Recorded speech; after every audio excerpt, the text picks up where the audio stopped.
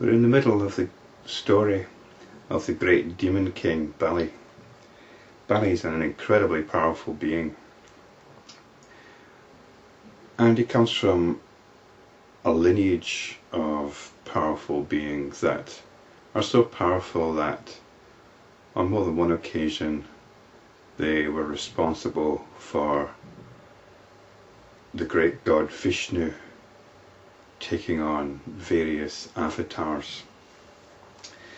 And this is in fact what happens with Bali, that at some point Vishnu takes on the avatar of Vamana the dwarf.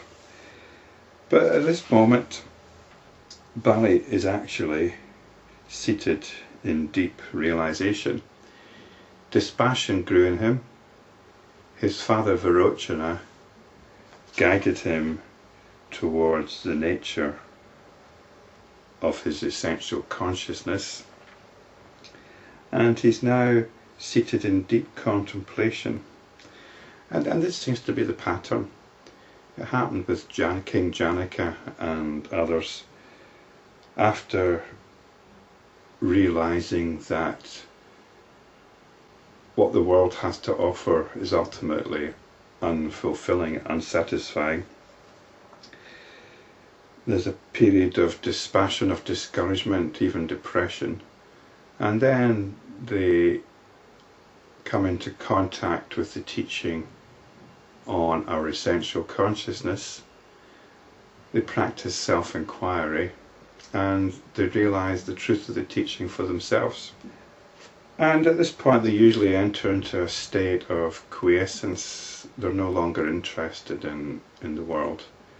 But at some point they come out of it and they get on with their natural duties, as it were.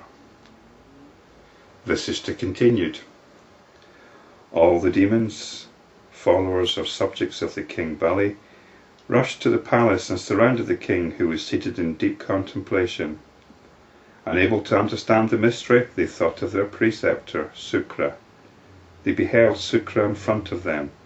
Sukra saw that Bali was in a superconscious state. He said to the demons with a smile radiating joy, "It is indeed wonderful, O demons, that this king Bali has attained such perfection by dint of his own resolute inquiry. Let him remain established in his own self. The mental activity that gives rise to the perception of the world has ceased in him. Hence do not try to talk to him. When the dark night of ignorance comes to an end, the sun of self-knowledge arises. Such is his state now. In course of time he himself will come out of that state, when the seed of world perception begins to sprout in his consciousness. Hence, go about doing your work as before. He will return to world consciousness in 1,000 years from now."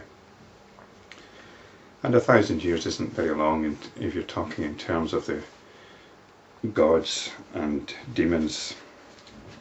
Their 1,000 years is much like a week or even less for us. So there's a few points here. We hear from Sukra, whose story we had before. Sukra also went through this experience, and he's now the preceptor of the demons, or the asuras. Bali is described as being in a superconscious state. And I've pointed out before that this is a bit of a romance. He's actually in a conscious state. He might be filled with bliss at the realization of his own consciousness, and that's what he's experiencing now. But what's going to happen is he's got to get over that, and he's got to come back. He's described as having given up mental activity that gives rise to the perception of the world.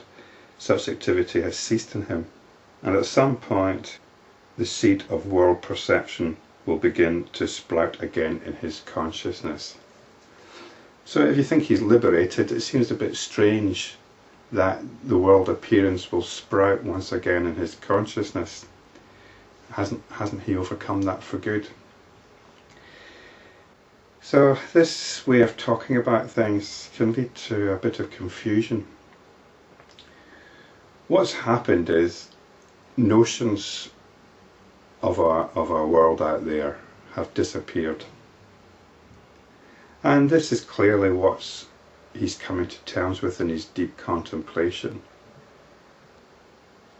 Notions of a world out there and notions of perception. These things are only notions, they're not facts. Depending on which level of, which mode that you're operating in, you can describe them as facts. But you can go beyond such facts and you realise that they are only notions, they are beliefs. And once you get over that realisation, you once again learn to operate in that mode. You operate in the mode whereby people assume that there is an external world and there's such a thing as perception. This is what you need to do in order to not just starve to death. It's what you need to do in order to carry out your natural functions. You need to be able to operate in a conventional reality, in other words. The thing is to realise that it isn't reality, it's a conventional agreement. We agree such and such notions are taken for granted. But inwardly we know that these notions are not real. They don't have any real validity. It's like playing a game. When you play a game, you take it seriously. You enter into it. If the point of the game is to win, then that's what you endeavour to do. There's no point in playing a game and saying, well, I'm not going to take this seriously, it's just a game. You know, what's the point in that? If you're going to play the game, then play it properly. You engage in it. But deep down you know it's a game, just as when you're getting involved in some emotional drama on the television or some play or something. You get involved in it. It can make you cry. But part of you knows that it's only a drama, it's only a play.